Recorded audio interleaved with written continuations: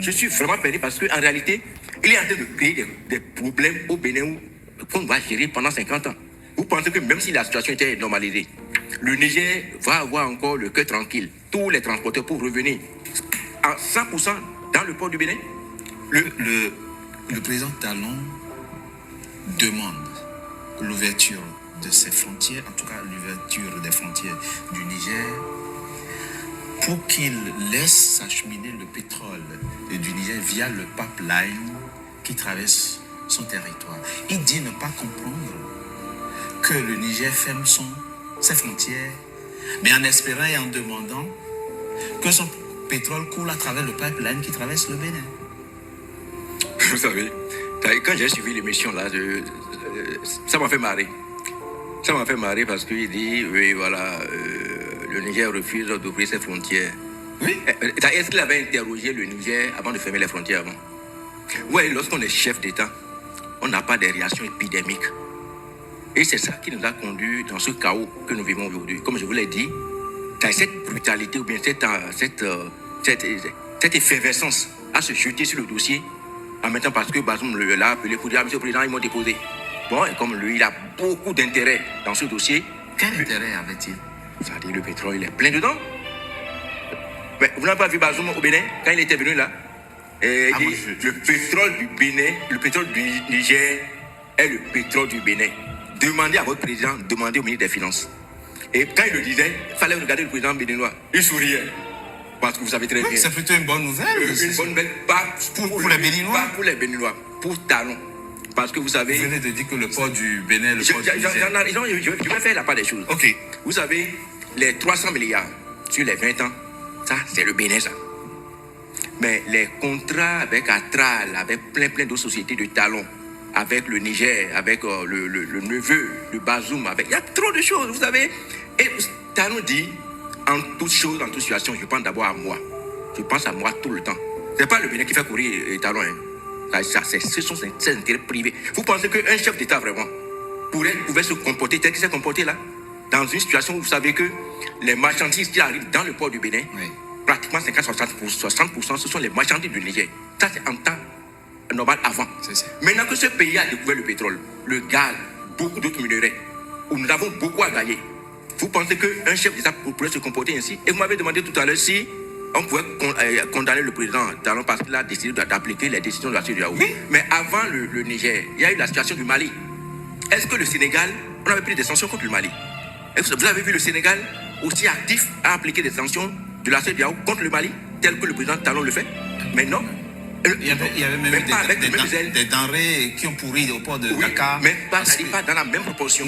Pas du tout alors. Vous voyez, bref, maintenant, revenons au problème du pétrole. C'est des contrats complètement différents.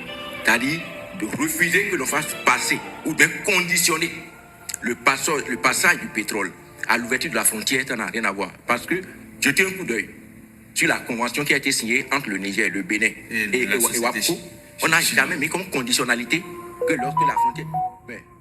Est-ce que c'est par rapport à la frontière terrestre? En quoi l'écoulement, la non-ouverture de la frontière terrestre empêche le pétrole de couler? Il dit pour que les formalités douanières se fassent de façon formelle et normale, oui, il faut que les frontières soient ouvertes. Et les frontières n'avaient pas été ouvertes. Et pourquoi on a pu charger le premier... ça, c'est une autre question. Ouais, non, ouais, ça, non, soyons conséquents. C'est-à-dire on est en train de s'amuser à la tête d'un État. Et je pense que il faudrait... Le vrai problème du président Talon, c'est quoi? C'est l'orgueil et l'ego. Pensez-vous? C'est une question d'ego. Pas du tout humble. C'est ça qui est en train de le fatiguer comme ça. Hein. Et est-ce qu'il peut même comprendre qu'au-delà même de ce que nous voyons là, qu'il y a même un aspect spirituel dans ce qui se passe? C'est-à-dire quelqu'un qui est mégalomane, c'est-à-dire gonflé à bloc, arrogant. Vous savez, je suis perdu, je suis béninois. C'est-à-dire, je suis vraiment perdu parce qu'en réalité, il est en train de créer des problèmes au Bénin qu'on va gérer pendant 50 ans. Vous pensez que même si la situation était normalisée, le Niger va avoir encore le cœur tranquille, tous les transporteurs pour revenir à 100% dans le port du Bénin? Le Niger n'a jamais pensé qu'il pouvait aller au Togo, même si quelques-uns allaient au Togo. Oui, n'avait jamais pensé qu'il pouvait taper à la porte du Tchad, du Cameroun et autres là. Maintenant que face aux difficultés, ils ont découvert qu'il y avait d'autres alternatives, même si les relations étaient rétablies, je crois que nous n'allons plus jamais récupérer à 100%. Et vous savez, on dit chez nous, dans ma langue, je ne sais pas comment je vais traduire ça en français, c'est celui qui poignarde qui oublie. Mais celui qui a porté la plaie et les cicatrices, il n'oublie jamais. Il est allé trop loin. On peut dénombrer le nombre de morts dans les hôpitaux à cause de cette affaire-là. Ça y est, le Nigeria. Le Nigeria n'est pas un pays voisin avec le Niger. Bon, on va me dire qu'ils ont coupé l'électricité. Oui. Mais après, lorsque les dignitaires du nord Nigeria sont intervenus, on n'a pas vu que le président nigérian s'est rapidement rangé.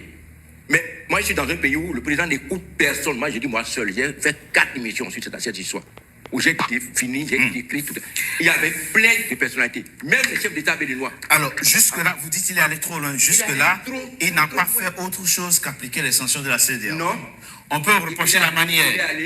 On peut reprocher la manière, mais je dis qu'il est allé au-delà même des sanctions de la CEDEAO. Ah bon? Pourquoi c'est lui qui va être même le premier à fermer les frontières? La CEDEAO n'a pas établi une liste. Le Togo. Vous allez me dire que le Togo n'est pas limitrophe. Mais pour savoir que c'est pendant ce moment-là que le président togolais a été allé au Niger. C'est lui qui avait plus intérêt à collaborer avec le Niger. Lui, il était tranquille ici, à chercher comment réunir les militaires pour qu'on aille attaquer le Niger, à réunir les trucs. Pendant que le Togolais est allé au Niger et a commencé par chercher des solutions. Je vous assure tout. Le président béninois aurait écouté.